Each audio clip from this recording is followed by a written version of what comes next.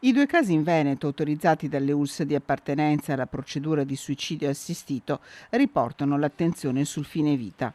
Sulla patologia oncologica, la stessa che ha colpito la donna di 78 anni di cui è stata diffusa notizia pochi giorni fa, continua a lavorare l'Istituto Oncologico Veneto, che ai suoi assistiti garantisce cure, prese in carico di paziente e famiglia, ma anche e soprattutto ricerca. Essendo un istituto di ricovero e cura a carattere scientifico, lavoriamo per la ricerca. D'altra parte, soprattutto nel campo oncologico, ma come in tutti i campi della medicina, la ricerca è il punto fondamentale per poter progredire, per poter dare risposte, per poter dare speranza e oggi per poter dare anche soluzioni.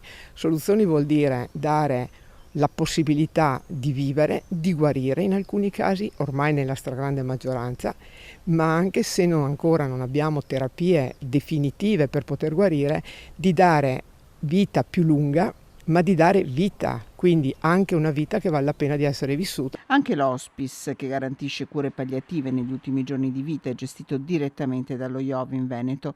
Il lavoro resta quello del sostegno del paziente a 360 gradi. La normativa nazionale ha dato delle opzioni mettendo chiamiamolo così, dei paletti.